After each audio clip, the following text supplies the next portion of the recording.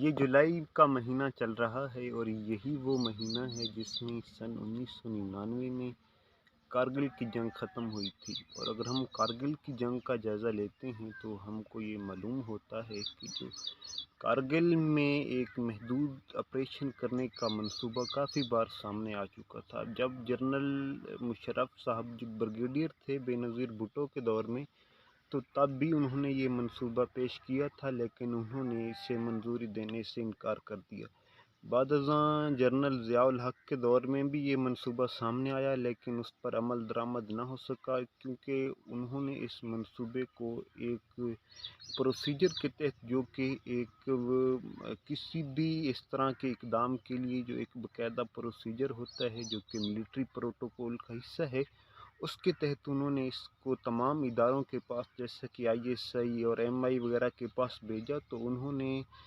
اس میں ان کے پلان کے بارے میں یہ رائے دی کہ یہ منصوبہ اسٹریٹجیکلی تو اچھا ہے، لیکن اگر ہم وہاں پر پہنچ کر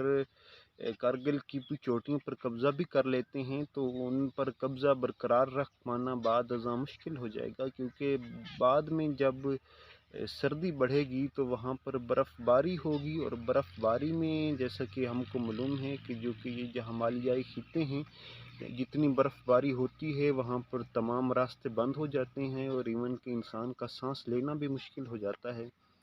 تو اس لیے اس منصوبے کو بار بار رد کیا جاتا رہا، لیکن جنرل مشرف کے ذہن میں اور دیگر چند جرنیلوں کے خیال میں یہ منصوبہ قابل عمل تھا اور وہ اس کو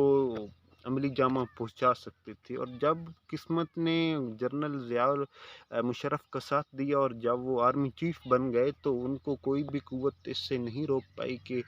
ان کے جو دل میں ہے وہ کریں۔ تو اس طرح سے انہوں نے اس منصوبے کو عملی جامہ پہنچانا شروع کر دیا، اور NLI کے کمانڈر اور دیگر جرنیلوں کے ساتھ مل کر انہوں نے اس منصوبے کو ترتیب دیا۔ اور یہ بات اہم ہے کہ انہوں نے اس منصوبے میں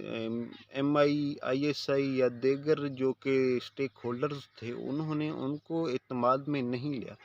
جس کے باعث انہیں اس منصوبے کو عملی جامہ پہنچانے میں کافی مشکلات پیش آئیں، اور جو اس منصوبے کے نتائج سامنے آئے وہ بھی انتہائی دلدوز تھے۔ بے شک کہ کوئی بھی منصوبہ ہو، ہم کو اس سے یہ سبق ملتا ہے، چاہے وہ ملک کی سلامتی کے لیے کتنا ہی اہم کیوں نہ ہو، جب تک تمام سٹیک ہولڈرز اس کی منظوری نہ دیں اور مجموعی طور پر کوئی فیصلہ نہ کر لیا جائے، شخصی لحاظ سے اس طرح کو کوئی بھی اقدام لینا ملک کی سلامتی کو خطرے میں ڈالنے کے مترادف ہے۔ جیسا کہ ہم کو اس منصوبے کے مضمرات سے معلوم ہوتا ہے کہ جب بھی انڈیا نے وہاں پر کارگل میں پاکستانی چوٹیوں پر انہوں نے جدید طیاروں سے بمباری کی اور بفر توپیں اور جدید اسلحہ استعمال کیا، اور بعد ازاں جب وہاں پر سردی میں اضافہ ہوا تو تمام راستے بند ہوئے، اور پاک فوج کے لیے سپلائی لائن کا جو سسٹم تھا وہ بھی کٹ گیا۔ اور ایک اور اہم مسئلہ یہ پیش آیا کہ جو کہ ہم کو بعد میں پتہ چلا ہے کہ ابتداً یہ منصوبہ تھا کہ وہاں پر بھارت کے اندر لائن آف کنٹرول کے اندر جا کر چند چوکیاں قائم کر لی جائیں گی، اور اس سے جو کہ مین شاہراہ ہے جس کے ذریعے سے بھارت دیگر کشمیر سے منسلک ہوتا ہے، تو اس طرح اس کو کاٹ دیا جائے گا۔ لیکن جب انہوں نے دیکھا کہ وہاں پر تو سارا علاقہ خالی ہے، تو انہوں نے وہاں پر بے شمار چوکیاں بنا دی، اور جتنا انہوں نے پلان بنایا تھا یا جتنا منصوبہ تھا یا جس کے لحاظ سے پیچھے سے سپلائی آنی تھی، تو انہوں نے اس لحاظ سے کافی زیادہ اس منصوبے کو پھیلا دیا۔